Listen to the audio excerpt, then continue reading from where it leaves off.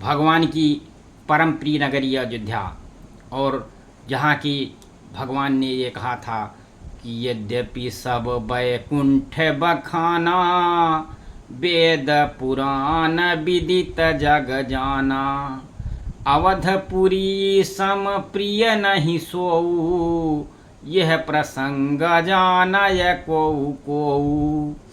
क्योंकि ये ऐसा प्रसंग था कि जो कि सभी को नहीं पता है, और ये प्रसंग जो भगवान के मन में जिसके प्रति अनुराग है और भगवान के चरणों में जिसकी गति है वही जान सकता है। और भगवान में जितना लोग प्रेम करते हैं उतना ही भगवान उनको प्रेम करते हैं, और जो लोग भगवान के शरणागत हो जाते हैं उनको भगवान कृतार्थ कर देते हैं, और उनके सब दुखों का नाश हो जाता है।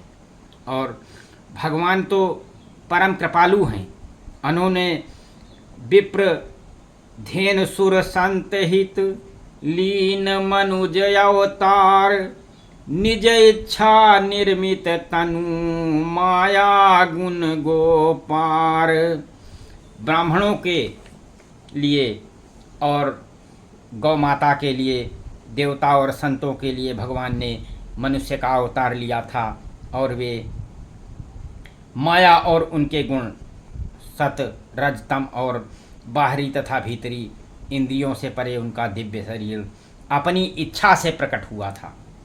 किसी कर्म बंधन के परवश होकर के त्रिगुणात्मक भौतिक पदार्थों के द्वारा उन्होंने अपना शरीर नहीं प्रकट किया।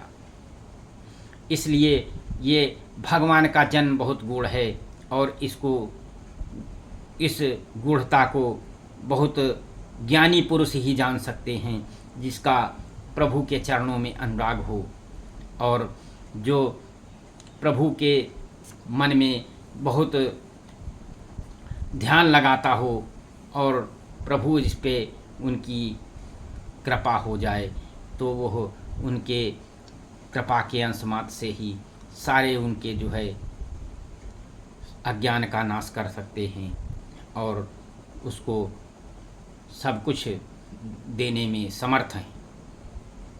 तो आज तो रामनवमी का पावन उत्सव होने वाला है, और भगवान राम दोपहर के 12 बजे प्रकट हुए थे। तो अब जब दोपहर के अभी 12 बजेंगे तो आप लोग भगवान का उत्सव मनाएंगे, और भगवान के उत्सव में इतना रम जाइए कि राम राम के मन में बसा करके और भगवान के चरणों में अनुराग करके और अपने को कृतार्थ कर लीजिए, और इससे आप धन्य हो जाएंगे। और यदि कोई अयोध्या में दर्शन करने गया हुआ है तो भगवान का दर्शन करे, क्योंकि इतने प्रतीक्षा के बाद भगवान अपने अवधपुरी में पुनः अपने मंदिर में विराजमान हुए हैं।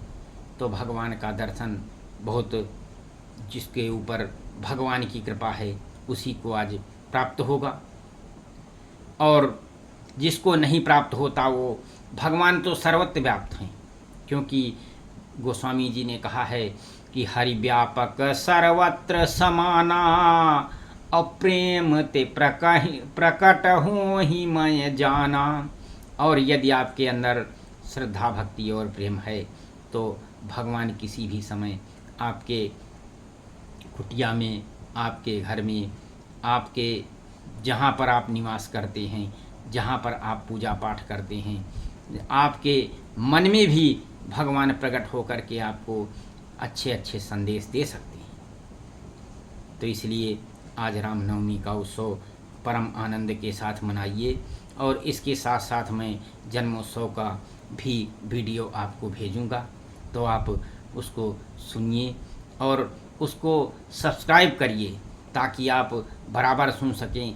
ये भगवान राम का जो जन्मोत्सव है, इसकी कथा सुनने पर गोस्वामी जी ने ऐसा ये रामचरितमानस का निर्माण कर दिया है कि और किसी भी पुराण को पढ़ने की आपको आवश्यकता नहीं है। यदि आप रामचरितमानस के पाठक हैं, और यदि आप रामचरितमानस का नियमित 1 दोहा 2 दोहा जितना यथा शक्ति आप पाठ करते हैं, तो आप परम धन्य हैं, और आपका जीवन धन्य हो जाएगा। आपके ऊपर प्रभु की बहुत असीम कृपा होगी। सीता राम राम राम राजा राम राम।